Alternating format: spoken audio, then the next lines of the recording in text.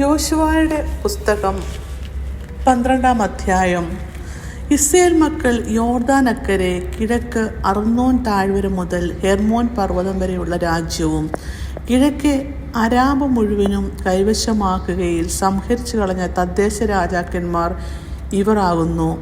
ഹെശ്ബോനിൽ പാർത്തിരുന്ന അമോന്യ രാജാവായ സീഹോൻ, അവൻ അർന്നോൻ ആറ്റുവക്കത്തുള്ള അരോവേർ മുതൽ താഴ്വരയുടെ മധ്യഭാഗവും ഗിലെയാദിന്റെ പാതിയും അമോന്യരുടെ എതിരായ ഹബോക് നദി വരെയും കിന്നരോത്ത് കടലും അരാബയിലെ കടലായ ഉപ്പുകടലും വരെ ബേത് യെശീമത്തോളം ഉള്ള കിഴക്കേ അരാബയും പിസ്ഗ ചരിവിൻ്റെ താഴെ തേമാനും വാണിരുന്നു.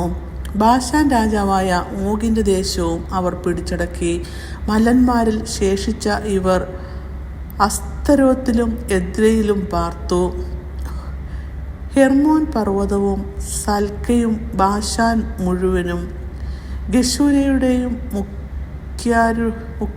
മുക്കാത്യരുടെയും ദേശവും ഗിലെയാദിന്റെ പാതിയും ഹെശ്ബോൻ രാജാവായ സീഹോന്റെ അതിർവരെയും വാണിരുന്നു. അവരെ യഹോവയുടെ ദാസനായ മോശയും ഇസ്രായേൽ മക്കളും കൂടി സംഹരിച്ചു.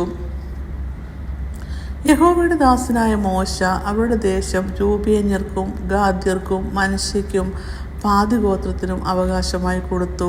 എന്നാൽ യോശുവയും ഇസ്രായേൽ മക്കളും യോർദാൻ നിക്കരെ പടിഞ്ഞാറ് ലെബനോന്റെ താഴ്വരയിലെ ബാൽഗാദ് മുതൽ സെയീരിലേക്കുള്ള കയറ്റത്തിലെ മൊട്ടക്കുന്ന് വരെ ജയിച്ചടക്കുകയും യോശുവ ഇസ്രായേലിന് ഗോത്രവിഭാഗപ്രകാരം അവകാശമാക്കി കൊടുക്കുകയും ചെയ്ത ദേശത്തിലെ രാജാക്കന്മാർ ഇവർ ആകുന്നു.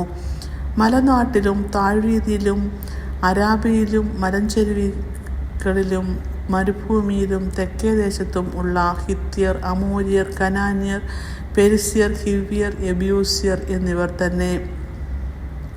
യെരിഹോ രാജാവ് 1, ബേഥേലിനരികെയുള്ള ഹായി രാജാവ് 1, യെരുശലേം രാജാവ് 1, ഹെബ്രോൻ രാജാവ് 1, യർമൂത്ത് രാജാവ് 1, ലാഖേസിലെ രാജാവ് 1, എഗ്ലോനിലെ രാജാവ് 1, ഗേസർ രാജാവ് 1, ദെബീർ രാജാവ് 1, ഗേദർ രാജാവ് 1, ഹെർമാൻ രാജാവ് 1, അരാദ് രാജാവ് 1, ലിബ്ന രാജാവ് 1, അതുല്ലാം രാജാവ് 1, മിക്കേദ രാജാവ് 1, ബേഥേൽ രാജാവ് 1, തപ്പൂഹ രാജാവ് 1, ഹെഫർ രാജാവ് 1, അഫേക്രോജാവ് 1, ഷാരോൻ രാജാവ് 1, മാദൻ രാജാവ് 1, ഹാസോർ രാജാവ് 1, ഷിമ്രോൻ മെരോൻ രാജാവ് 1, അക്ഷാപുര രാജാവ് 1, താനാക്ര രാജാവ് 1, മെഗിദോ രാജാവ് 1, കാദേശ് രാജാവ് 1, കർമ്മേലിലെ യൊക്നെയാം രാജാവ് 1, ദോർമേട്ടിലെ ദോർ രാജാവ് 1, ഗിൽഗാലിലെ ജാതികളുടെ രാജാവ് 1, തിർസ രാജാവ് 1. ആകെ 31 രാജാക്കന്മാർ.